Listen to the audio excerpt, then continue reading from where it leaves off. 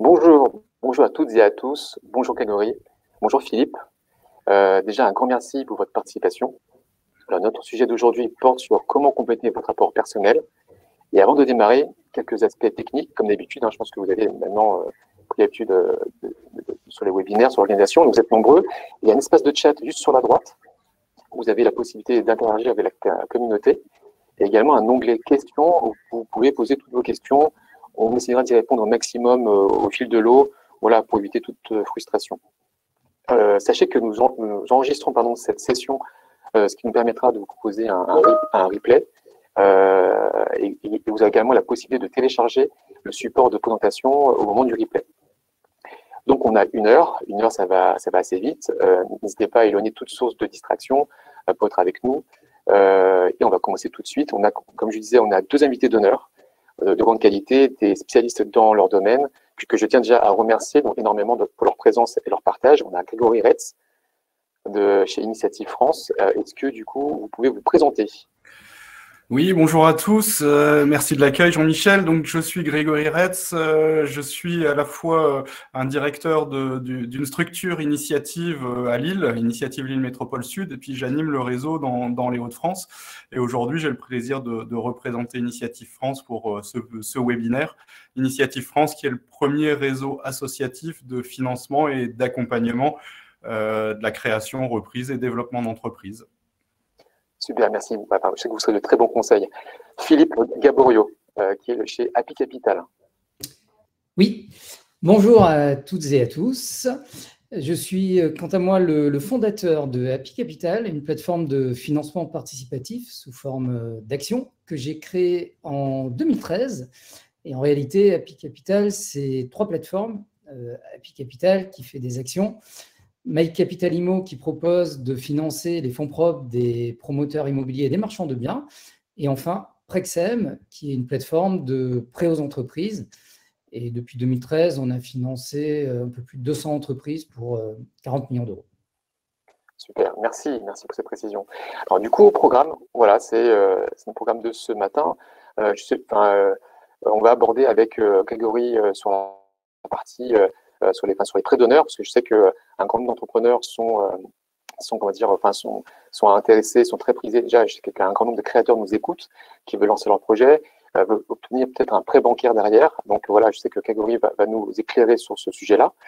Et également sur la partie du crowdfunding, où justement Philippe va nous éclairer sur, parce que c'est souvent oublié, je pense, chez les créateurs d'entreprises, ce que le crowdfunding peut être également un levier pour développer votre business, pour se faire connaître, pour avoir une communauté plus importante. Donc voilà, ça c'est notre plan. Et juste avant, alors je reviens un petit peu en arrière, voilà, je ferai un bref rappel sur comment constituer son apport personnel au démarrage et comment compléter ses fonds propres. Donc voilà. Si par hasard vous avez la page qui se bloque, n'hésitez pas à la rafraîchir, c'est juste pour info. Et comme je disais, pour ceux qui sont venus un petit peu en retard, il y aura un replay et le support sera également en téléchargement. Alors, comment constituer son apport personnel? Là, c'est vraiment, je dirais, un panorama assez rapide sur comment on fait pour démarrer. Et souvent, voilà, on commence par les économies personnelles. Le premier pourvoyeur de fonds, en général, c'est vous. C'est aussi une manière de montrer patte blanche auprès des différents investisseurs, de montrer que vous êtes impliqué financièrement dans votre projet. Et ça va bien sûr aider, on verra justement après, que auprès de l'initiative, auprès d'une plateforme de prêt d'honneur, c'est aussi très important. Donc, c'est vrai que l'économie personnelle, voilà, si vous en avez, tant mieux. Si vous n'en avez pas, du coup, il y a peut-être d'autres solutions. C'est pas forcément noté ici, mais souvent, l'entrepreneur fait également ces démarches-là. C'est en fait des crédits à la conso, des crédits, c'est des prêts perso. Voilà, ça, certains le font, mais voilà, ça, c'est des choses qui n'est pas forcément recommandé. Et ensuite, on a le plan d'épargne salariale et ou d'épargne collectif. Voilà, peut-être qu'en tant que salarié, vous avez peut-être reçu un livret d'épargne salariale au moment où vous avez signé votre contrat. Voilà, sachez qu'il existe des possibilités de déblocage anticipé lorsque vous allez vous lancer en création ou en reprise d'entreprise. Et du coup, il y aura également un lien quand vous allez télécharger le support qui va vous expliquer justement tout ça en détail sur justement les différentes solutions, les différents livrets, les différents plans d'épargne possibles en fonction des différents sujets. Ensuite, on a l'ARS. L'ARS, voilà, versé par Pôle emploi. C'est l'aide à la reprise et à la création d'entreprises. Lorsque vous êtes demandeur d'emploi, vous avez l'option de soit passer par l'ARS ou par l'ARE, l'aide à retour à l'emploi. C'est une indemnité, alors, mais pas, pour le coup, l'ARS, c'est vraiment un capital que Pôle emploi vous verse. C'est 45% en 2 fois. Voilà, 45% en 2 fois, qui peut vous donner un coup de pouce, je dirais, au démarrage d'un projet quand on n'a pas forcément de fonds. Après, la question c'est à se poser, c'est de savoir est-ce que l'ARS est plus pertinent que l'AR. Est-ce que l'entreprise va me rémunérer dès le début? Des fois, voilà, il faut peser un peu le pour et le contre, mais ça peut être également une solution pour lancer son activité. Et le coup de pouce des proches, voilà, on peut souvent appelé le love money. Lorsque l'entrepreneur ne dispose pas suffisamment de fonds, on peut mobiliser voilà, son entourage, ses familles, ses parents, ses grands-parents. Je ne dis pas qu'on raquette les gens, mais je trouve en tout cas c'est un excellent moment, un moyen très intéressant de pouvoir pitcher son projet auprès de son réseau, auprès de ses proches. Et si déjà vos proches sont également convaincus par rapport à ce que vous allez faire et qui sont prêts à mettre de l'argent dans votre projet, je pense que c'est aussi bon signe. Donc voilà. Donc ça peut être sous forme de don, hein, ça peut être sous forme de don, ça peut être sous forme de prêt, sans intérêt ou un taux bonifié, mais ça encore une fois c'est des choses qui sont à voir en interne, et même devenir associé. Voilà, j'ai fait un tour rapide sur comment commencer à avoir un apport personnel lorsqu'on lance son activité. Et pour compléter ses fonds propres, voilà, ça c'est vraiment le grand sujet d'aujourd'hui, c'est avec justement les sommes apportées par le créateur, plus des prêts d'honneur. Donc, je sais qu'un grand nombre de créateurs connaissent déjà ce système-là, mais d'autres également le découvrent. Également, le crowdfunding, comme je disais il y a également à Philippe, il y avait quelques temps, et parce que ça, c'était une volonté, on voulait mettre en avant le crowdfunding parce que c'est souvent oublié par l'entrepreneur, soit parce que c'est technique, soit ça demande ou par méconnaissance. Hein. Donc, du coup, c'est que la Philippe, ça a également de très bons conseils. Alors, voilà, Grégory, est-ce que, en quelques mots, vous pouvez présenter Initiative France? Oui, écoutez, comme je disais, donc Initiative France, c'est un réseau national qui représente 210 structures sur tout le territoire. On a plus de 800 points d'accueil, donc on est vraiment un réseau de proximité, un réseau de financement. Alors, le rôle du réseau Initiative, c'est de faire... de pérenniser les créations et les reprises d'entreprises, donc d'aider les entrepreneurs non seulement à passer à l'acte et à pouvoir réussir leurs rêves, mais aussi durer. Créer, c'est bien, durer, c'est mieux. Et donc, le réseau, même s'il est souvent vu comme un réseau de financement, et c'est notre mission principale, notre mission qui est de favoriser l'accès au financement bancaire, c'est également un réseau de financement, d'accompagnement, qui permet un accompagnement dans la durée. Alors, le modèle du réseau Initiative, il a fait ses preuves. Ça fait 35 ans qu'il existe. Alors, je ne veux pas vous abreuver de chiffres, vous en avez certains à l'écran, mais ce qui est important de retenir, c'est qu'on est vraiment un réseau spécialisé dans la TPE. Notre cœur de métier, c'est vraiment la création d'entreprises artisanales, d'entreprises de services, le commerçant, mais une palette assez large puisqu'on peut aussi intervenir sur des projets innovants. On a également une spécificité avec la possibilité d'intervenir dans des projets agricoles. Donc vraiment un spécialiste du financement et de l'accompagnement. L'année dernière, malgré la phase de Covid qu'on a tous connue, on a quand même réussi à soutenir plus de 15 000 entreprises, 18 500 quasiment d'entrepreneurs. Et ce qui est intéressant, et je vais le déployer après, c'est de cerner notre outil de prêt d'honneur qui est vraiment un levier important pour la mobilisation des financements bancaires, puisque quand le réseau Initiative investit sous forme de prêt d'honneur 1 euro dans une entreprise, les banques en mettent 8,6. Donc, on voit bien que là, on vient renforcer vos apports, on vient donner de la crédibilité au dossier, mais on y reviendra avec notre process et notre accompagnement. Je disais un objectif de crédibiliser les projets, mais aussi de rendre possible les rêves et de les faire durer. 89% des entreprises qui ont été soutenues par le réseau Initiative passent le cap des 3 ans, donc c'est quand même un chiffre qui est intéressant. Et on voit bien que le levier de l'accompagnement et du financement sont des gages de réussite pour les entrepreneurs.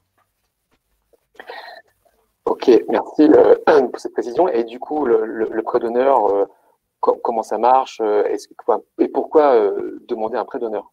Alors, d'abord, un prêt d'honneur, c'est quoi? Un prêt d'honneur, c'est un prêt personnel aux dirigeants de l'entreprise, un prêt à taux zéro, sans demande de garantie. Donc, on ne vous demandera pas de caution personnelle ou de caution d'un tiers. Ce prêt personnel, il va venir renforcer vos apports et vous allez le mettre en compte courant d'associé dans la majorité des cas, quand c'est une création de société. Et donc, il va venir faire ce qu'on appelle des quasi-fonds propres. Donc, en termes de levier par rapport aux banques, ça vient augmenter non pas votre capital, mais votre surface financière et vos quasi-fonds propres. Alors, pourquoi on le demande? Je vais y répondre tout de suite à la question avant de détailler les autres points. Le prêt d'honneur, ce n'est pas une solution miracle, ce n'est pas quelque chose qui est adapté à tous les projets et à tous les besoins. Par contre, quand on est sur des projets qui ont un besoin d'un coup de pouce pour donner de la crédibilité parce que les apports ne sont pas suffisants pour convaincre un banquier, c'est quelque chose qui a un levier important, je l'ai dit, en termes de levier financier sur les montants, mais aussi sur le levier en termes de crédibilité de votre projet. Alors, pourquoi le prêt d'honneur amène de la crédibilité? Il y a plusieurs éléments qui permettent de répondre à ça. Dans le réseau Initiative, on va vraiment vous accompagner dans votre démarche de création avec de l'accueil, une expertise. Alors, c'est quoi une expertise? C'est vous apporter soit du conseil, soit un regard extérieur sur votre projet, parce que c'est vraiment important d'aller confronter votre vision de votre business, de votre marché, de votre étude de marché avec des professionnels de la création. On ne va pas venir remplacer le technicien que vous êtes. Hein, vous êtes le mieux placé pour savoir ce que vous voulez faire.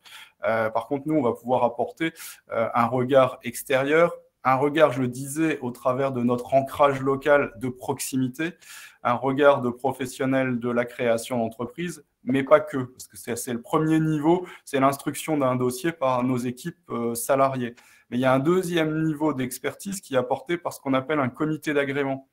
C'est vraiment un c'est le cœur du mécanisme Initiative, c'est vraiment le centre de la turbine qui va permettre de valider ces projets, c'est qu'on va regrouper autour de vous pour un comité différents experts du territoire, des banquiers, des experts comptables, des chefs d'entreprise, les réseaux de la création d'entreprises qui interviennent. Voilà, on va travailler tous ensemble et ce regard du comité est important parce que c'est vous qui venez présenter la demande.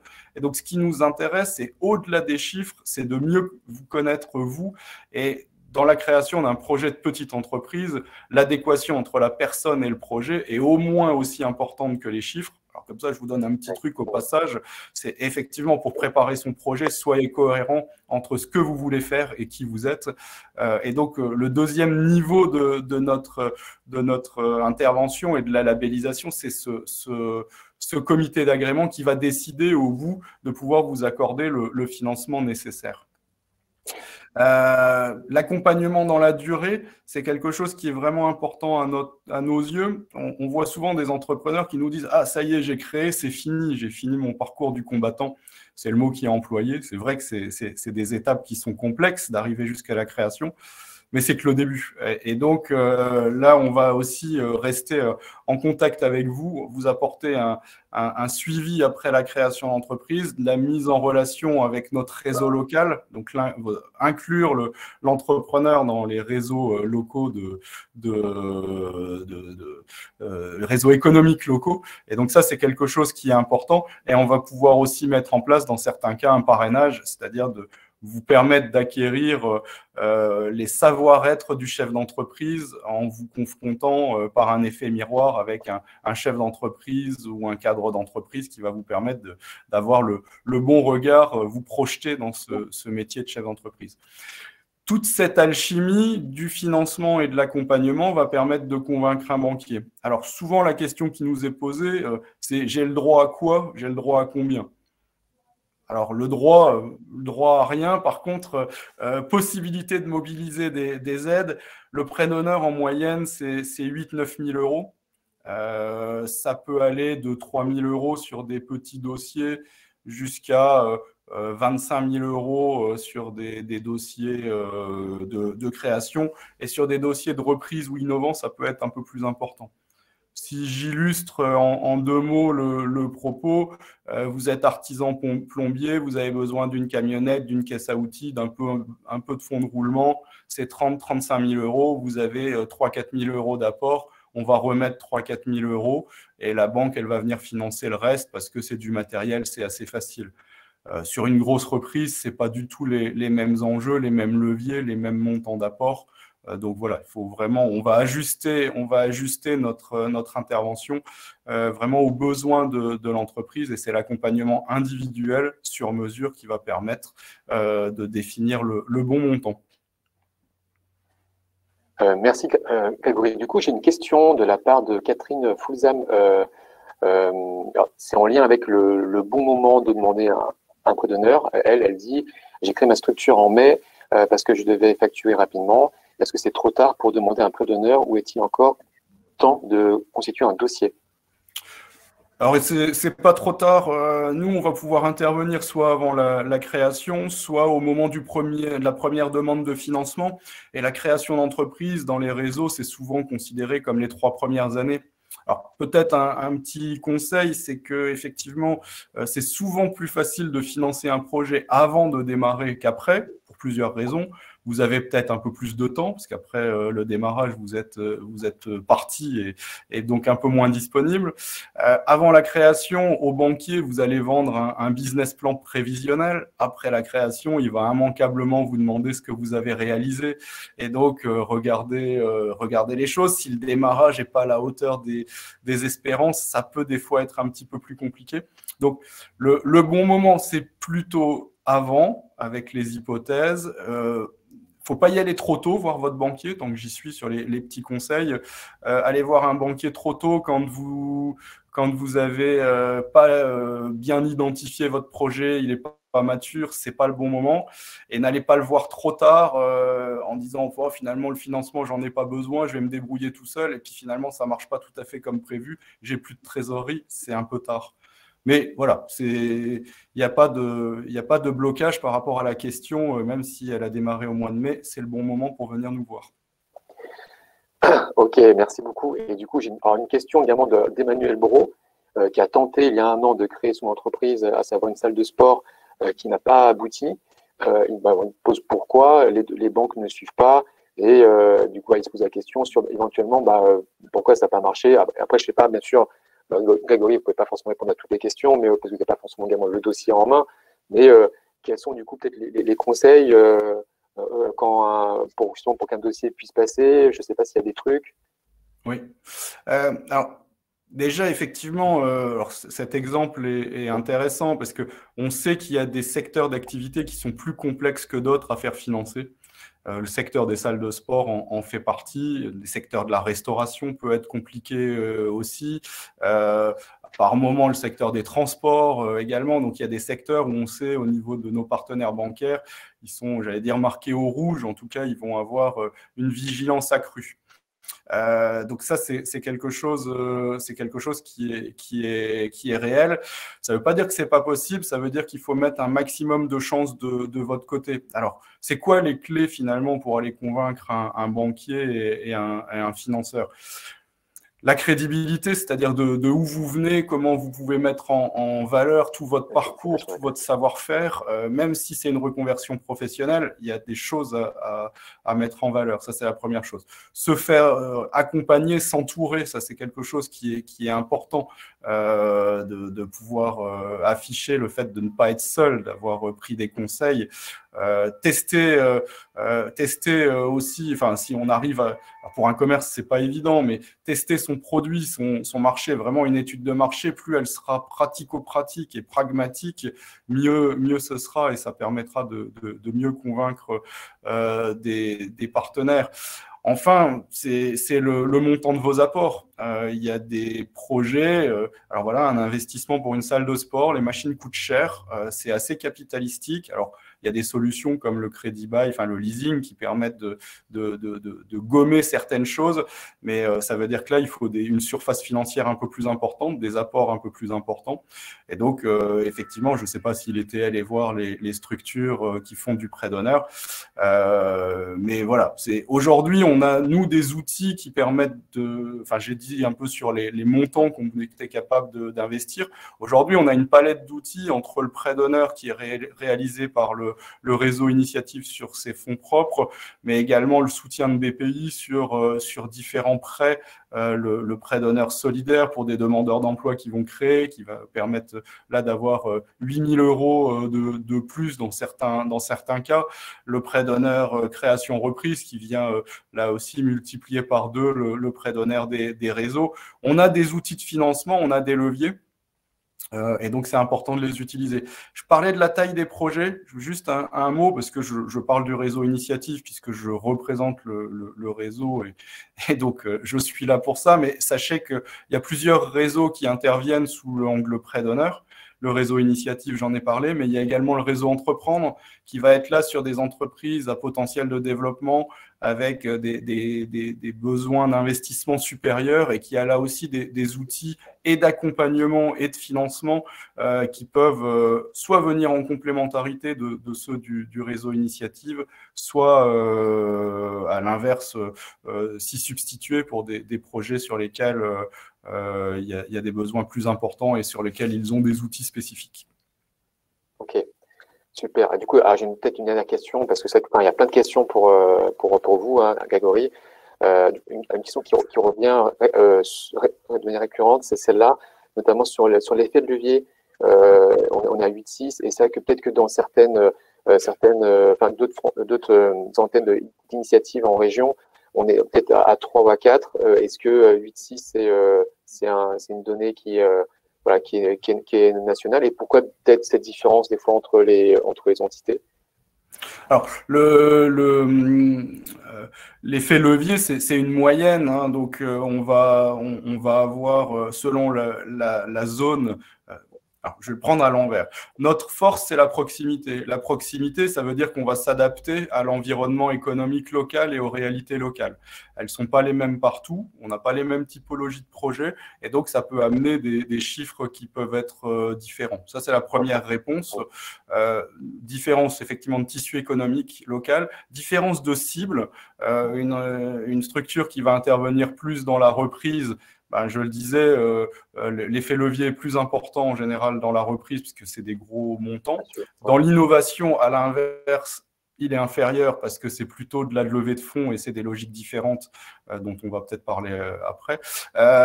Et donc, l'effet levier bancaire est moins important. Puis la dernière explication, c'est qu'au-delà des fonds qui nous proviennent au niveau de l'État, de BPI, des régions, il y a aussi des interventions locales et il y a des territoires qui souhaitent bonifier nos interventions en disant on souhaite qu'il y ait un peu plus de prêts à taux zéro. Donc là, c'est effectivement des politiques économiques locales qui peuvent aussi justifier ça. D'accord. Et du coup, Grégory, quand on demande un prêt d'honneur, évidemment, Initiative demande un business plan et de venir également pitcher, c'est ça, hein, c'est parce qu'en fait, on a besoin finalement de comparer en gros ce qui est écrit et ce que l'entrepreneur également, ce qu'il a un peu, entre guillemets, un peu dans le ventre. Voilà, c'est ça, c'est de voir un peu sa motivation aussi. Tout à fait, c'est ce que je disais, c'est le comité d'agrément dans lequel vous allez effectivement pitcher devant des experts avec justement des cultures différentes, hein, puisque je disais, il y a des experts comptables, des banquiers, des chefs d'entreprise, des réseaux d'accompagnement. Donc, on va avoir une diversité de profils. Et donc, c'est très enrichissant. Et ce qui est important pour nous, au-delà de la décision qui est donnée par ce comité d'experts, c'est aussi de faire les retours, hein, parce que c'est un effet miroir. C'est vraiment quelque chose. Les entrepreneurs sont vraiment stressés avant ce comité. Hein, c'est vraiment quelque chose, voilà, c'est un point de passage obligé qui est stressant. Mais quand ils ont l'accord et qu'on leur fait les retours, ils sont ultra contents parce que ça donne de la confiance, c'est de l'entraînement pour aller pitcher et effectivement, savoir vendre son entreprise, c'est le premier métier du chef d'entreprise. Donc voilà, c'est un entraînement, c'est un exercice, tout le monde n'est pas préparé de la même manière. Nous, on essaye de préparer tout le monde. Maintenant, on sait bien qu'entre quelqu'un qui a 20 ans d'expérience commerciale et puis quelqu'un qui a 20 ans d'expérience technique, il n'aura pas la même présentation. On ne va pas attendre non plus les mêmes choses. Et on est bien sur ce que je disais, adéquation, personne, projet. Soyez vous-même, mettez en valeur le meilleur de vous-même. N'essayez pas devant les… Enfin, ça, c'est un conseil quand vous pitchez. Il faut être le meilleur possible, mais rester soi-même et ne pas essayer d'enfiler le costume d'un autre. Ce serait une grave erreur, à mon sens. Oui, c'est ça, c'est de rester authentique au final. Oui. Et une question qui revient aussi, c'est également la durée entre, vous savez, entre celui qui dit j'aimerais passer par un prêt d'honneur et donc l'idée de prendre rendez-vous avec quelqu'un d'une plateforme. Et l'obtention du prêt, en général, c'est quoi? C'est combien de semaines ou de mois? Il y a deux réalités différentes dans notre réseau. Soit vous allez contacter le réseau initiative au stade de l'idée, donc vous n'avez pas du tout travaillé votre projet, et il y a des régions dans lesquelles on est à ce stade-là de l'accompagnement. Donc là, je n'ai pas de réponse sur la durée, puisque ça va être le temps de constitution du dossier.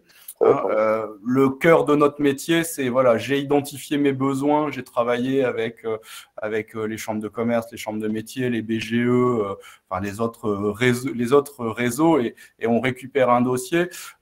Nous, grosso modo, dans le réseau, on est entre un comité par semaine pour ceux qui en ont le plus et un comité par mois pour ceux qui en ont le moins. Donc, je vais me mettre dans le cas le plus négatif. Vous prenez rendez-vous le lendemain d'un comité, vous allez passer vraisemblablement sur le comité suivant. Donc, ça veut dire qu'il faut à peu près 6 semaines de délai. Le cas le plus court, il y a un comité par semaine. Vous pouvez être inscrit 15 jours après en comité. Mais grosso modo, ça s'anticipe. Ça, c'est le premier message. L'urgence, c'est jamais l'urgence, c'est jamais bonne conseillère. Donc, anticipez-le. Prenez contact le plus tôt possible pour savoir à quel moment c'est le bon moment justement de déposer un dossier. Prévoyez une phase de financement. C'est c'est 3 mois en moyenne, une phase de financement pour rencontrer les partenaires, avoir les réponses, avoir les partenaires bancaires. On n'en a pas parlé parce qu'on parle renforcement d'apport, mais il y a les garanties bancaires aussi qui sont importantes. C'est aussi quelque chose qu'il faut mobiliser. Le temps de rencontrer tout le monde, de peaufiner les choses et d'avoir les accords, il faut compter 3 mois. C'est une moyenne. 1 mois, c'est un minimum. Et puis, il n'y a pas de maximum. D'accord. En fait, tout dépend finalement de la maturité du dossier. Si vraiment il est prêt, ça peut aller très vite. D'accord. OK. Alors du coup, Grégory, merci beaucoup. Je sais qu'il y a plein d'autres questions, mais je pense qu'on peut-être qu'on y reviendra. Oui, tout à fait. Je vais donner la parole à Philippe. Voilà, justement, je parlais du crowdfunding tout à l'heure. C'est vrai que c'est souvent un outil qui est oublié. Certains, tu vois, dans les commentaires, dans les questions, disent ouais, mais le montant il est trop petit. Et ça c'est souvent un truc qui revient. Des fois, quand je croise des entrepreneurs, ils me disent, c'est un exemple, mais c'est vraiment des exemples vécus. Ils ont besoin de 100 000 euros, 200 000 euros. Et souvent, je leur dis, aussi pour rassurer les gens, oui, c'est 200 000 euros, il faut quand même montrer pas de blanche, montrer que le projet a de l'attraction. Et des fois, on peut le faire aussi par palier. C'est pas 200 000 euros d'un coup. Des fois, ça se fait par étapes. Et voilà, c'est quand même des gros montants.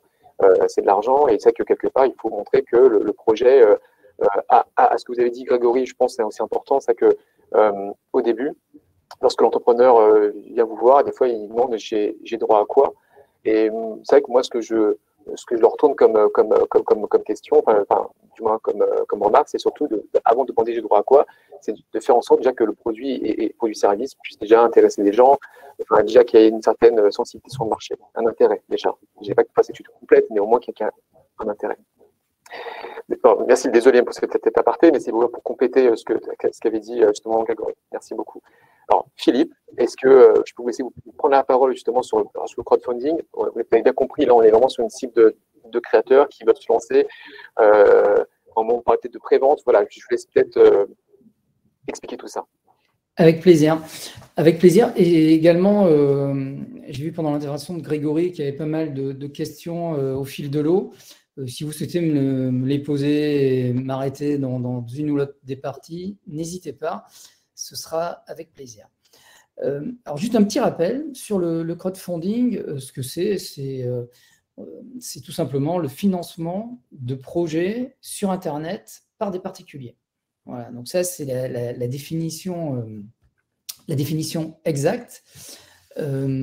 Ensuite, il existe 4 principales formes de crowdfunding, et là, je vous les ai mises en fait de gauche à droite dans un ordre plutôt chronologique. C'est-à-dire que quand vous, justement, on s'adresse à des créateurs d'entreprise, vous êtes créateur d'entreprise ou jeune créateur d'entreprise, vous venez de la créer, et le crowdfunding peut être une solution. Alors, la première, c'est les dons. Alors, avec ou sans contrepartie. J'ai vu d'ailleurs qu'il y avait des questions. Est-ce qu'on peut faire des dons sans contrepartie? Oui, bien sûr, vous pouvez faire du don sans contrepartie. Une des premières plateformes en France, c'était My Major Company. Et My Major Company, les contreparties, parfois, c'était un t-shirt, c'était venir assister à un enregistrement d'un artiste, c'était parfois son nom derrière un album. Voilà, donc ça, la contrepartie, elle était très basique et ce n'était pas spécialement un produit, quelque chose qui allait vous coûter. Les préventes, c'est très intéressant parce que les préventes, ça sert déjà à financer votre pré-commercialisation, vos stocks de départ, et ça vous permet immédiatement de commencer à avoir du chiffre d'affaires. Donc, dans les premiers mois de votre activité, je pense que le crowdfunding sous forme de dons, avec ou sans contrepartie, est la solution idéale. Ça a un autre avantage, c'est que ça vous habitue à animer une communauté, ça vous habitue à parler de votre produit ou de votre service, et ça vous habitue à vendre votre société. Et ça, si vous allez dans l'étape 2, c'est-à-dire les actions, ça va être très utile. Donc, les actions, j'y arrive. Donc là, on parle d'augmentation de capital, c'est-à-dire qu'on va valoriser votre société. Alors là, je rappelle, parce que souvent, quand on vient me voir, on me demande si la valeur, on me dit, mais moi, j'ai mis 100 euros, 1000 euros, 5000 euros dans ma société, donc elle ne vaut rien. En fait, non. Alors, la valorisation de la société, ce n'est pas le capital. C'est d'autres choses. S'il y a des questions sur ça, on pourra en parler après. Je vais dérouler, mais la valorisation de l'entreprise, de votre société, c'est autre chose. Donc, vous allez donner des parts de votre société. On démarre plutôt à 100 000 euros au niveau des levées de fonds, parce que c'est déjà un gros investissement personnel, en temps, et on ne verra pas qu'en temps, également au niveau du budget. Il faut avoir un petit budget pour démarrer sa campagne. Le prêt arrive, moi je le mets après parce qu'en réalité, toutes les plateformes de prêt, pour étudier votre dossier, vont vous demander un bilan, un premier exercice. Donc, il faut, dans tous les cas, que la société soit créée et que vous ayez déjà réalisé un premier exercice, parce que les plateformes utilisent en général des algorithmes, font des ratios, et donc elles ont besoin d'avoir ces ratios pour étudier votre dossier. Et ensuite viennent les obligations. Alors, pourquoi je les ai mises après le prêt? Il y a différents types d'obligations, des obligations qui sont convertibles en actions, des obligations qui ne sont pas convertibles en actions. Certaines sont assimilées à ce qu'on appelait, ce que Grégory appelait tout à l'heure les quasi-fonds propres. Donc, en fait, les quasi-fonds propres, c'est des actions qui sont plutôt à long terme, des actions qui vont être transformées, qui peuvent être transformées en actions, pardon, des obligations qui peuvent être transformées en actions. Et l'intérêt de ces quasi-fonds propres, c'est qu'au lieu d'être mis en dette, elles vont être assimilées à des fonds propres. Et donc, dans les ratios d'endettement, elles seront du bon côté pour vous. Voilà, elles ne viendront pas gréver votre ratio d'endettement. Et alors, pourquoi je les ai mises après le prêt? C'est qu'il y a dans la loi française, en fait, on ne peut pas émettre d'obligation tant que l'entreprise n'a pas 2 ans d'existence. Voilà, donc il faut 2 ans d'existence. Alors, il y a une petite astuce pour éviter ces 2 ans, si vous souhaitez, je vous en parlerai tout à l'heure, et qui est très adaptée pour certains types de financement, notamment le financement immobilier. Et juste un chiffre, je vous donne un seul chiffre. En 2020, le crowdfunding en France a représenté 1 milliard d'euros. Ça veut dire qu'il commence à s'installer dans le paysage français et dans le paysage du financement des entreprises. Et il commence à peser. Philippe, par hasard, est-ce que vous aurez le chiffre, vous savez, en tête du montant moyen aujourd'hui sur le crowdfunding, sur un projet? Alors, le montant par projet, c'est ça? Ouais, Le montant investi par un investisseur. ouais, c'est ça. Alors, il est très variable. Il est très variable par type de crowdfunding. Par exemple, en prêt, un prêteur n'a pas le droit de prêter plus de 2 000 euros. En action ou en obligation, c'est nos limites en fonction des ressources financières, du patrimoine de l'investisseur. Donc là, ça peut aller, il y a des investisseurs qui peuvent mettre, ils ont des énormes patrimoines, ils peuvent être 1 million dans un projet, parfois plusieurs centaines de milliers d'euros. Les projets en moyenne, en capital, pour revenir, on était sur la partie fonds propres, les projets en moyenne lèvent 250 000 euros. Voilà, ce qui reste une moyenne qui commence à être plutôt très correcte pour réaliser un projet. Allez, je continue. Je laisse, c'est ça, non? Vous voulez passer à la slide suivante ou vous êtes déjà… Ça y est. Ça y est, ok. Je viens de passer, je ne sais pas si ça s'est affiché sur vos écrans. Ouais.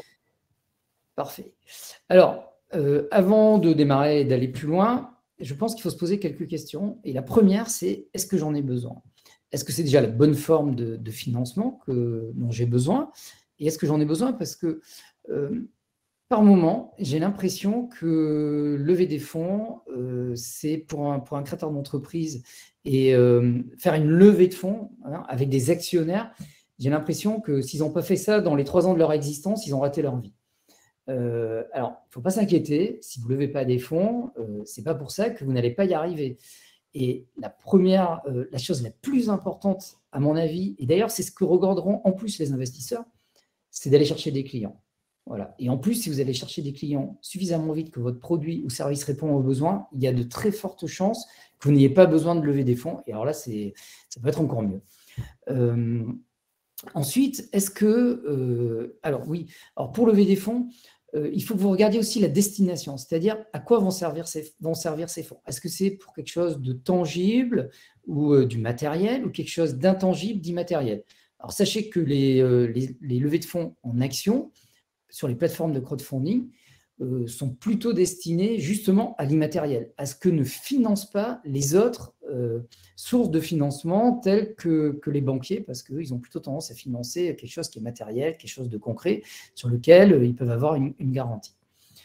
Donc ça peut être de l'innovation, R&D, du personnel, de la croissance, voilà, toutes ces choses-là, c'est vraiment très adapté à notre forme de crowdfunding. Est-ce que c'est fait pour moi?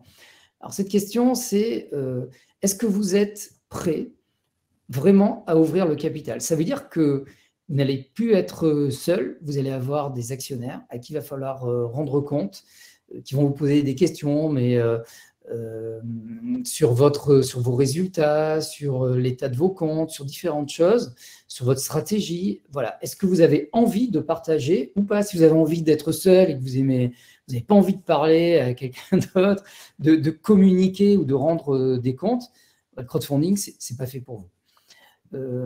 En ai-je les moyens? En fait, ça a un coût. De réaliser une opération de crowdfunding, ça a un coût. Il y a en 2014, je regardais Kickstarter. En 2014, Kickstarter annonçait sur son site pour bien réaliser une campagne de crowdfunding, avoir les moyens de ses ambitions, faire une belle vidéo, faire de la communication, budget 10 000 $. Voilà. Donc c'était en 2014, c'était sur Kickstarter et c'est du don. On arrive à s'en sortir avec moins de 10 000 €, hein, je vous rassure, pour du crowdfunding sous forme d'action, mais ça coûte souvent entre 2 500 et 5 000 € minimum pour pouvoir avoir les moyens justement de lancer sa campagne dans de bonnes conditions. Et ensuite, le crowdfunding, je ne sais pas si certains de vous ont participé à des campagnes, ne serait-ce qu'en don, mais en fait, ça demande une implication de la personne qui lève des fonds, de faire appel à son premier cercle, donc ses proches, ses amis, sa famille, et son deuxième cercle qui sont les proches, la famille, les amis du premier cercle. Et donc ça, il faut commencer à avoir un réseau et dans l'idéal, une communauté. On en parlera un petit peu plus tard de la communauté. Les avantages du crowdfunding. Alors, ça présente de nombreux avantages. Le premier, à mon avis, d'entre eux, c'est la notoriété. Donc, ça vous apporte de la visibilité. Côté plateforme, par exemple, on va faire appel, alors nous-mêmes, on va faire appel à tout notre réseau. Notre réseau personnel, le mien, celui de l'équipe et celui de la plateforme et des plateformes, parce qu'on fait, alors nous, quand on a plusieurs plateformes, on fait du cross-plateforme, on profite pour représenter les projets aux autres plateformes. On fait des newsletters, on fait des communiqués de presse, on fait des webinars, on fait des rencontres physiques, on anime les réseaux. Donc, tout ça, ça crée une véritable visibilité. Donc, c'est de la communication. Ça sert, du coup, à faire un test grandeur nature, une étude de marché sur votre produit ou votre service. On voit immédiatement, et vous voyez immédiatement s'il y a de l'appétence pour votre société. L'effet de levier, je dis souvent, quand on lève 1 en action, en crowdfunding, on arrive à lever 3. Pourquoi ? Parce que beaucoup de dispositifs, des subventions notamment, et des accompagnements BPI également, dépendent du niveau de fonds propres que vous avez. Et souvent, il faut l'actionner dans les 6 mois de la levée de fonds. Et dans les 6 mois de la levée de fonds, si vous allez voir les régions, dans vos différentes régions ou les services de la BPI, vous allez vous rendre compte que si vous venez de lever des fonds, vous avez des dispositifs et en général, toutes les sociétés qui ont réalisé des levées de fonds sur Happy Capital ont réussi à lever au moins le double ou le triple de ce qu'elles ont levé avec nous. Voilà, donc ça, c'est vraiment très intéressant et il ne faut pas s'en passer.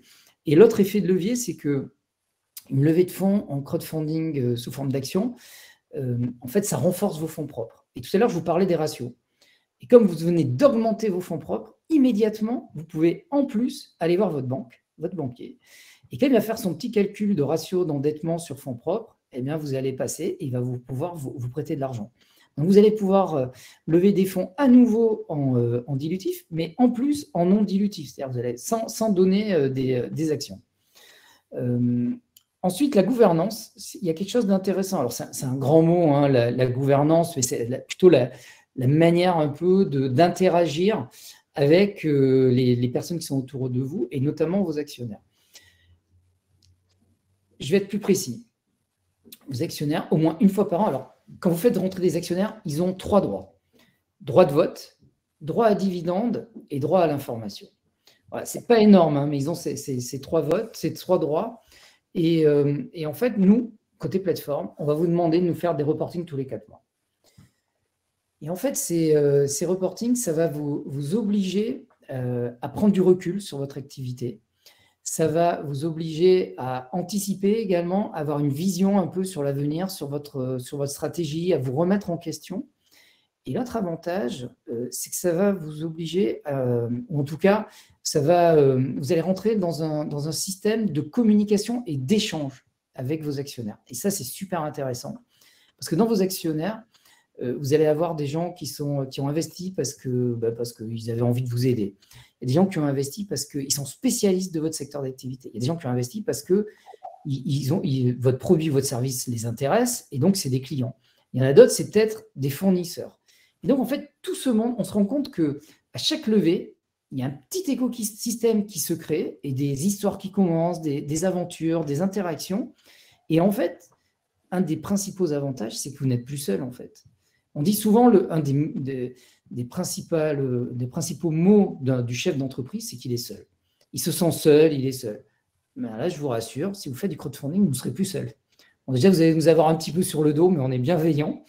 Et puis, vous allez avoir, bien entendu, tous ces actionnaires qui vont vous accompagner. Et puis, pour moi, lever des fonds en crowdfunding, ça présente un avantage qu'aucune autre forme de financement ne permet, c'est que ça permet de créer une communauté.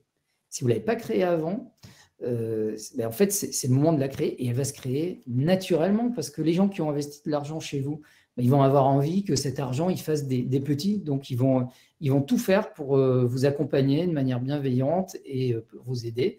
Et ce que je dis souvent, c'est qu'un client, souvent, ce n'est pas fidèle, il n'y a pas de lien entre un client et une société, un lien pas fusionnel, mais qui pourrait se rapprocher de ça, alors qu'avec une communauté, elle vous suit, elle vous accompagne, et du coup, elle est fidèle, et ça, il vaut mieux avoir une communauté que des clients. Alors, bien entendu, si votre communauté, c'est vos clients, c'est top. Philippe, le temps nous manque un peu. Et plein de questions en plus pour vous. Allez, on y va. Après, les critères d'éligibilité, peut-être en quelques mots, je pense que ça dépend des plateformes en plus. Oui, c'est ça, ça peut dépendre des plateformes. Si je devais dire quelque chose, c'est le premier, peut-être un qui est essentiel, c'est qu'il faut que vous réfléchissiez quand vous allez voir une plateforme à vous dire est-ce que je suis capable de valoriser ma société? Voilà. Donc, est-ce que j'ai déjà fait des actions, des choses? Est-ce que j'ai peut-être créé un site? Est-ce que j'ai des abonnés? Est-ce que j'ai fait peut-être une partie de recherche et développement? Est-ce que j'ai, alors bien entendu, un brevet, ça se valorise plus facilement. Mais est-ce que j'ai quelque chose de concret, même qui est immatériel, mais que je peux expliquer, qui représente quelque chose pour qu'on puisse valoriser votre société? Parce qu'en fait, pour pouvoir lever des fonds, il faut d'abord qu'on puisse valoriser votre société pour donner un prix à l'action. Et bien entendu, faire une vidéo, mais ça, on vous le dira, vous inquiétez pas. Et puis, si vous ne l'avez pas avant, ça, c'est pas grave. Et le deuxième point important, c'est que nous, on intervient quand votre société est créée. Parce qu'en fait, on ne peut pas lever des fonds sur une société qui n'existe pas, puisqu'on vend des actions d'une société qui existe. Voilà. Et puis, travailler la qualité de votre projet quand vous venez nous voir. Essayez de faire en sorte que votre business plan soit bien préparé et que la présentation de votre projet également soit de qualité, parce que forcément, ça nous donne plus envie de le regarder et de rentrer dans votre projet. Voilà. Et dans l'idéal, si vous pouvez réfléchir, et bien entendu, alors il faut que ce soit le cas, mais que votre projet ait un impact. S'il a un impact sur le quotidien des gens, vous aurez 2 fois plus de chances, 3 fois plus de chances de lever de fonds qu'un projet qui n'a pas d'impact sur la vie des gens. Okay. Voilà. Donc, je peux passer sur ça. Et puis, peut-être… Ouais. Après, peut-être les pièges à éviter. Du coup, je peux peut-être commencer par quelques questions. Ouais. Il y a Dimitri Duval qui pose comme question: quel est le montant des frais sur les plateformes de crowdfunding? Lui, il pense que c'est autour de 10%. Ah, ok. Non, c'est plus bas. Les plateformes de crowdfunding, alors ça, au début on était plutôt aux alentours de 8%. Maintenant, c'est plutôt 6%. Ça c'est, voilà, avec le temps, ces frais ont baissé. On est plutôt de l'ordre de 6%. Ok. Une question de Aurélie Fiquet. Y a-t-il une plateforme de crowdfunding plus ciblée sur les projets autres que start-up? C'est vrai que ça revient souvent l'innovation et tout, mais est-ce qu'il y a d'autres plateformes voilà, qui soient plus grand public? Alors, ça dépend, je ne suis pas sûr de comprendre. En fait, la question est très vaste. Ça peut être, là, je pourrais l'imaginer comme les startups. Si ce n'est pas des startups, c'est plutôt des sociétés qui sont plus en développement, qui sont plus vieilles que des startups. Est-ce que c'est ça ou autre chose? Je ne sais pas. En fait. Il n'y a pas plus de précision. Mais, alors, il y a plein de… Il y a beaucoup de plateformes sous forme de prêts, sous forme de dons, les plateformes sous forme d'actions, il n'y en a pas énormément. Mais ce que vous pouvez faire, c'est aller sur le site de l'Orias. Et sur le site de l'Orias, vous tapez plateforme de crowdfunding et sous forme d'actions, et vous aurez la liste des plateformes. Mais par exemple, nous, on ne fait pas que les startups. On fait également, alors on a 5 grandes verticales: la santé, l'éducation, la sécurité, l'environnement et le social. Mais au-delà de ça, alors il y a beaucoup d'entreprises qui rentrent dans ces grands marchés. Et on fait également des entreprises qui sont beaucoup plus âgées. On a par exemple financé une entreprise qui avait 27 ans d'existence. D'accord. Voilà, je ne suis pas sûr d'avoir répondu. Mais… La question était vague, donc c'est vrai que j'ai… Du coup, j'en ai une autre de Lucie Poisson. Quid de la crédibilité vis-à-vis des futurs clients d'un financement par crowdfunding pour une société de services? Alors, au tout début du crowdfunding, on n'arrivait pas à financer des sociétés de services parce que ça paraissait assez loin des préoccupations du grand public. Je vais peut-être rejoindre la question précédente. Donc, effectivement, c'était difficile et on n'y arrivait pas. Maintenant, avec la maturité des investisseurs, il faut savoir que dans les investisseurs, il y a de plus en plus de chefs d'entreprise qui investissent sur les plateformes. Alors, des chefs d'entreprise en activité ou qui sont plus en activité, qui investissent dans ce qu'on appelle le remploi. Il y a quelque chose en France qui fait qu'un dispositif qui fait qu'il faut qu'un chef d'entreprise, pour ne pas être imposé immédiatement, qui réinvestisse 60% quand il vend son entreprise de ce qu'il vient de récupérer sur la vente de son entreprise. Donc, ils vont souvent investir sur les plateformes de crowdfunding. Et ça, c'est des gens qui sont un peu plus aguerris, justement, au service et pas aux préoccupations immédiates de « j'ai un produit, je suis touché par ce produit et donc j'investis parce que je comprends ce qu'on me dit ». Donc oui, vous pouvez aller sur les plateformes, les quelques plateformes sous forme d'action, et on regarde les produits, les projets qui proposent des services. Ok. Alors du coup, c'est une question que vous avez déjà répondu, de Michael Casal, quel est le budget pour initier sa campagne de crowdfunding? Oui, alors le budget, c'est ça. Je pense que c'est à peu près 5 000 €. Si on veut, il faut arriver à avoir une vidéo de bonne qualité, commencer à avoir peut-être un community manager pour animer les réseaux. Nous, on va se charger du communiqué de presse, on va se charger de beaucoup de choses. Et après, il y a une partie juridique. Alors, on n'en a pas parlé, mais souvent, les campagnes, on recrée un véhicule, une petite holding dans lequel on va mettre les investisseurs. Et c'est cette holding qui va investir dans votre structure. Donc, en fait, c'est la constitution de cette holding. Donc, il y a une partie juridique, mais les deux réunis, normalement, avec un budget de 5 000 €, vous êtes bon. Ok, donc ça demande quand même de… Alors, ma question, c'est est-ce que la vidéo, est-ce qu'elle est obligatoire pour une campagne? Alors, je dirais quasiment oui. Pourquoi? Parce que si vous voulez que les gens investissent chez vous, dans votre projet, vous allez être en concurrence avec d'autres projets. Il faut créer un lien avec l'investisseur. Et ce lien, il n'y a pas de meilleur moyen que la vidéo pour créer le lien. Donc, nous, on va quand même organiser des webinars, des rencontres physiques, mais on ne pourra pas faire le tour de France. Et tout le monde ne pourra pas venir. Donc, la vidéo, c'est le produit qui est un peu magique pour échanger, pour avoir un échange et créer ce lien. Donc, mais la vidéo, moi, j'ai vu des vidéos exceptionnelles qui ont été créées avec des téléphones. Par contre, il faut avoir des petits talents artistiques. Okay. Et est-ce que vous avez une recommandation sur la durée de la vidéo? C'est-à-dire qu'il y a des vidéos très courtes, d'autres très longues. C'est 1 quoi, minute 30. 1 minute 30, c'est le bon format?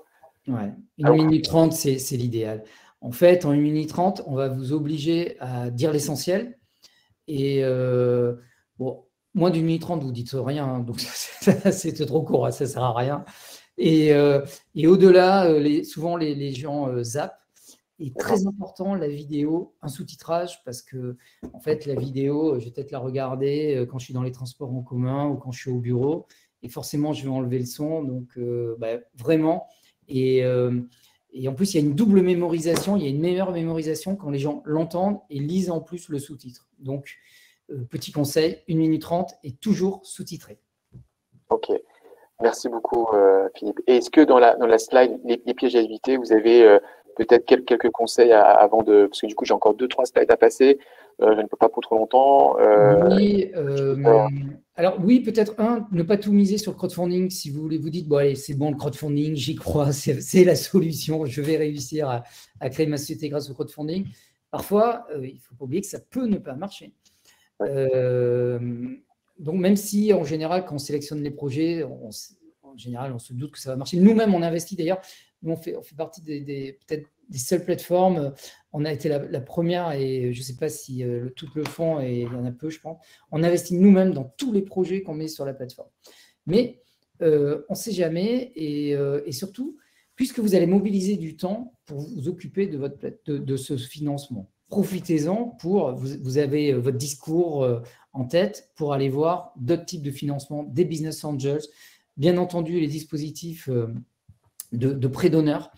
Voilà, donc pourquoi pas des petits fonds. Il y a plein de fonds d'investissement régionaux qui sont capables d'investir des petits tickets, qui ne sont pas des fonds d'investissement énormes qu'on n'oserait pas aller voir.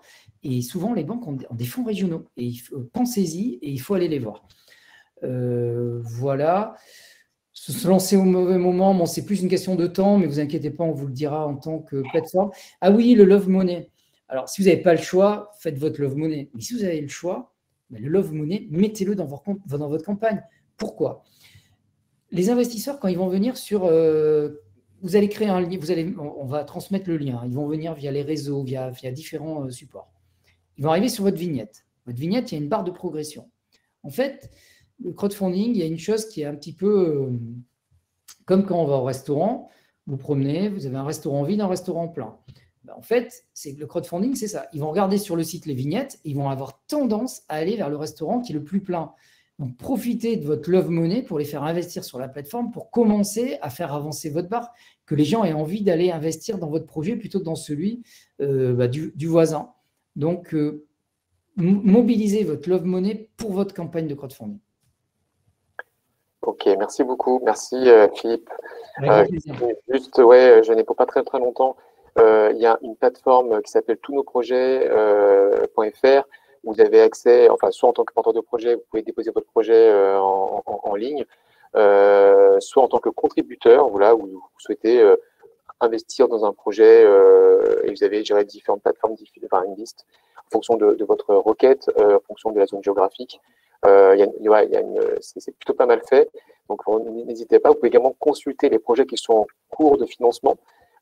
Et c'est aussi idéal pour les personnes qui se disent ouais, je veux créer quelque chose, mais je ne sais pas. Souvent, les plateformes de crowdfunding, c'est également un moment où on peut faire de la veille. Les projets actuels, voir ce qui se passe. Également, tout à l'heure, on parlait de prêts d'honneur, de financement. Et on a un outil qui s'appelle, on peut écrire votre business plan via la homepage bpfrancecreation.fr que vous avez juste sur votre gauche. Et après avoir créé votre passe, ça prend une minute, hein, c'est assez rapide et c'est gratuit. Vous avez accès à un business plan en ligne qui est complètement itératif. Vous pouvez compléter à votre manière, à votre rythme. Et vous pouvez même en plus le télécharger en format PDF. Voilà, ça c'est un outil qui est vraiment à disposition pour tous les créateurs d'entreprise. Et également un outil interactif financement qu'on a également dans notre boîte à outils. Quand vous téléchargerez ce support, vous aurez tous les liens de chaque site, chaque contenu. Et c'est un outil qui peut vous donner en fonction des critères de votre projet, si c'est une création de reprise, également du profil et de la zone géographique, du crois de mémoire. Est-ce que vous voulez financer? Vous avez voilà, un certain nombre de financements possibles, comme les prêts d'honneur, mais également d'autres sujets. Voilà, donc c'est que c'est passé assez vite. Il y a beaucoup de questions. Je ne sais pas si on peut en prendre encore une ou deux. Jean-Michel, oui. si vous permettez, moi j'ai noté une dizaine de questions. Je vais essayer en une minute de répondre sur des questions assez pratico-pratiques. J'ai passé un peu de temps là-dessus. Je voulais répondre par texte, mais il y en a trop.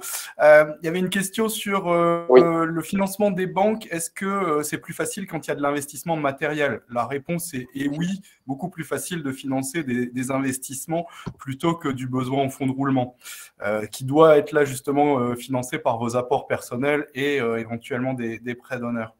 Il y a une question sur le risque du prêt d'honneur. C'est un prêt personnel, donc effectivement, le prêt d'honneur est décorrélé de la vie de l'entreprise, c'est-à-dire que ce n'est pas parce que l'entreprise s'arrête que ça éteint votre dette, sauf pour certaines structures qui font appel à de la garantie BPI et qui permettent de couvrir votre risque. On me demandait s'il y a plusieurs associés, est-ce qu'il y a plusieurs prêts possibles? Oui, il y a plusieurs prêts possibles pour une même entreprise s'il y a plusieurs associés. Donc, ça permet d'aller chercher un peu plus d'effet levier. Il y avait des questions sur la confidentialité. Alors, nos conseillers et nos membres de comité sont tous soumis à des clauses de confidentialité. Donc, c'est une bonne question. Ça va mieux en le disant.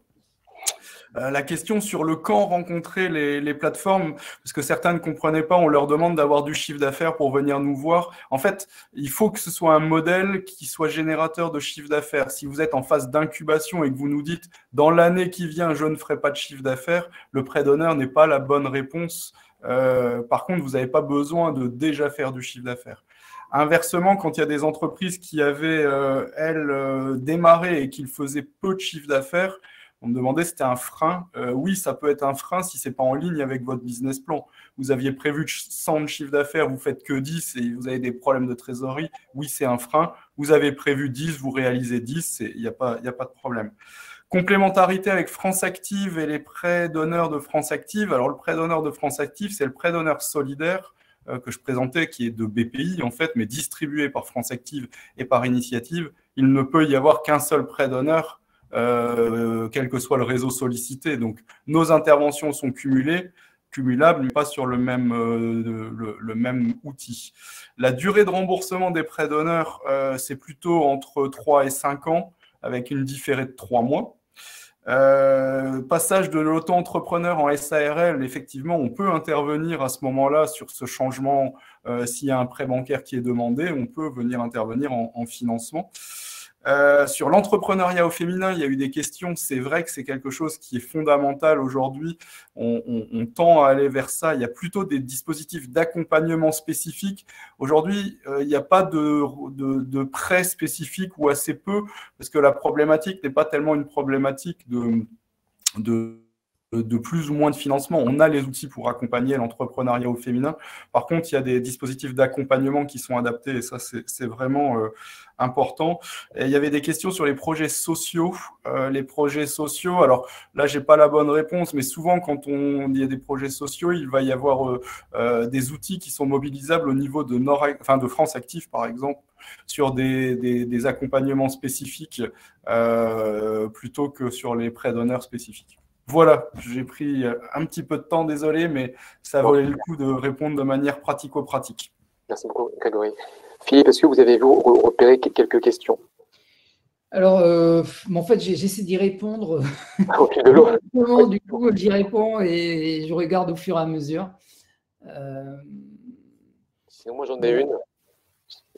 Allez-y. De Stéphanie Chariot. N'est-il pas plus pertinent de faire une campagne de crowdfunding avant d'avoir un financement pour valider l'adéquation du projet avec les besoins clients? En fait, ça dépend. Alors, sous forme de dons, oui. La question, c'est, est-il plus pertinent de faire une campagne avant de cette étude ou après? Alors, ça qu'elle marque en complément de l'étude de marché. Ah oui, bien sûr. Ouais, tout à fait. C'est l'idéal de le faire en complément de l'étude de marché et là, c'est plutôt sous forme de dons ou prévente. Ouais. En action, ce sera plus compliqué parce qu'on demandera quand même à ce que vous ayez… On voudra être sûr qu'on a une adéquation avec le marché. Mais en même temps, quand je vous dis ça, on finance beaucoup de projets dans le domaine de la santé. On ne connaît pas encore l'adéquation. Enfin, on sait qu'il y a une adéquation puisque c'est pour soigner, pour résoudre, pour lutter contre une maladie. En revanche, on ne sait pas encore si c'est réalisable ou pas. Mais donc, vraiment, les cas sont très, très différents, mais il ne faut pas hésiter. Nous, on répond à tous les porteurs de projets, même si on vous répond rapidement et que ça peut faire mal, mais on va vous répondre très, très rapidement. Donc, n'hésitez pas à nous solliciter, nous dire où vous en êtes et on va vous dire immédiatement si c'est possible ou pas. Et l'autre point, j'en profite, je l'ai mis là dans le chat, mais on a un test d'éligibilité qui est plutôt fiable. Et vous avez des notes en fonction du test et on vous dit immédiatement si on pense que vous êtes éligible pour faire une campagne ou pas. Voilà. Ok. Alors, demande dedans, Aurélie Fiquet, je vois, pardon. Quelle plateforme? Il y en a plein. Il y a Ulule, KissKissBankBank pour des Françaises. Vous avez Kickstarter pour des étrangères. Nous, on va bientôt, d'ici un mois, on devrait ouvrir également le don sur Happy Capital.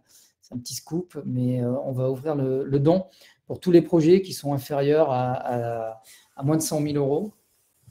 Voilà. Et tous nos projets BPI, bien sûr, vous allez trouver la liste. Ok, je regarde en même temps les questions. Quels sont les intérêts de faire une campagne crowdfunding pour collecter des fonds si cela coûte de base entre 5 000 et 10 000 euros? Ouais, c'est vrai que… Oui, parce qu'en fait, nous, la campagne, c'est ce que je disais tout à l'heure, en dessous de 100 000 euros, il ne faut pas chercher à lever des fonds sous forme d'action parce que le rapport coût-bénéfice n'est pas intéressant. Je vous dis, nous, les moyennes, les plus petits dossiers qu'on lève, c'est à peu près 150 000 euros et ça va jusqu'à 800 000 euros. Il faut faire attention dans les business plans. Ce que je vois souvent, c'est que les porteurs de projets ne se mettent pas de salaire. C'est pas un gros mot de se mettre un salaire, bien au contraire. Quand on investit, les investisseurs se disent que ça doit durer et donc il faut que vous ayez vous-même de quoi vous rémunérer. Donc n'hésitez pas à mettre, bien entendu, vos salaires, c'est important. Et donc souvent, ce n'est pas 100 000 euros en réalité dont vous avez besoin, mais c'est bien souvent 200 000 euros. Donc en fait, c'est une somme importante au départ. Mais moi, je vous dis, je pense qu'avec 5 000 euros, ça passe. Et après, on retravaille, de toute façon, avec vous, on vous aide à retravailler votre business plan et on se rend compte souvent que les besoins sont plus importants. Ok, en tout cas, moi, on me fait signe qu'il faut que j'arrête. Même quand j'ai coupé. Moi, je peux durer toute la journée. Hein. Ouais, j'essaie d'y répondre aux questions qui sont encore présentes. En tout cas, je remercie beaucoup Grégory. Merci Philippe pour votre intervention qui est de qualité. J'espère que ça a permis aux gens d'y voir plus clair. On a des prêts d'honneur. Je pense qu'il faut se rapprocher de la plateforme initiative qui est dans votre région. Vous pourrez échanger avec eux. Et vous pouvez également contacter Philippe. Je crois qu'il aime bien les questions. Donc n'hésitez pas via. Oui. J'ai mis mon mail personnel dans le chat. N'hésitez pas et puis je vous répondrai. Vous pouvez le spammer alors. C'est ce que ça veut dire. Allez-y.